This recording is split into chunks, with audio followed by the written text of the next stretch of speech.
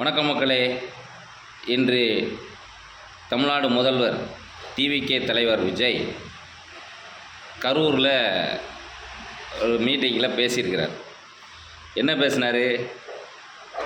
கரூர் கூட்டம் அதிகமாக இருக்குது, கரூருக்குள்ளே வரும்போது காவல்துறையினர் அதிகமாக கூட்டம் இருக்குது, அதனால் நீங்கள் வர வேண்டாம் அப்படின்னு சொன்னால் நாங்கள் வராமே போயிருப்போம்.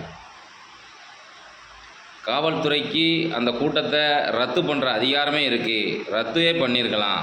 ஆனால் காவல்துறை நாடகம் நடத்தி இந்த 41 உயிரிழப்புக்கு காரணமாயிட்டு அவங்க தான் எங்களை வலுக்கட்டாயமாக உள்ள கூட்டு வந்தாங்கங்கிற மாதிரி ஒரு பேச்சை, அருமையான நாடகத்தை நடத்தியிருக்கார். கொஞ்சம் யோசிச்சு பாருங்கள், எத்தனை முறை காவல்துறை ஒவ்வொரு இடங்கள்லையும் அனுமதி கிடையாது, கூட்டம் அதிகமாக வரும், உங்களுக்கு அந்த இடத்துல இடம் பத்தாது, இத்தனை பேர் கூட முடியாது, இந்த மாதிரியெல்லாம் தேர்தலுக்கு முன்னால் காவல்துறை சொல்லும்போது எங்களை உள்ளே விட மாட்டேங்காங்க, எங்களை பேச விட மாட்டேங்காங்க, எங்களை பார்த்து பயப்படுறாங்க, எங்களுக்கு எந்த அனுமதியும் தரமாட்டேக்கு திமுக காவல்துறை, இப்படியெல்லாம் பேசின இதே விஜய் இன்றைக்கி இந்த நாடகத்தை எப்படி மாற்றி அரங்கேற்றிருக்காருன்னு பார்த்துக்கோங்க மக்களே. இது உங்களுக்கே வெளிச்சம். இந்த கேள்வியை நீங்கள் கேட்கணும்.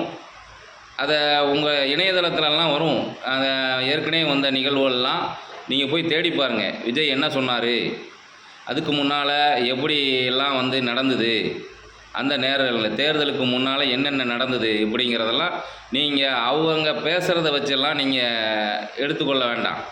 உங்கள் கையில் எல்லார் கையிலையும் செல்ஃபோன் இருக்குது, அது உண்மையா இல்லையாங்கிற ஆராயக்கூடிய இது உங்கள்கிட்ட இருக்குது, கையிலே இருக்குது.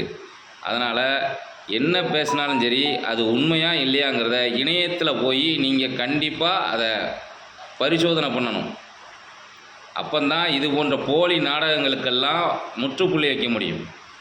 நன்றி.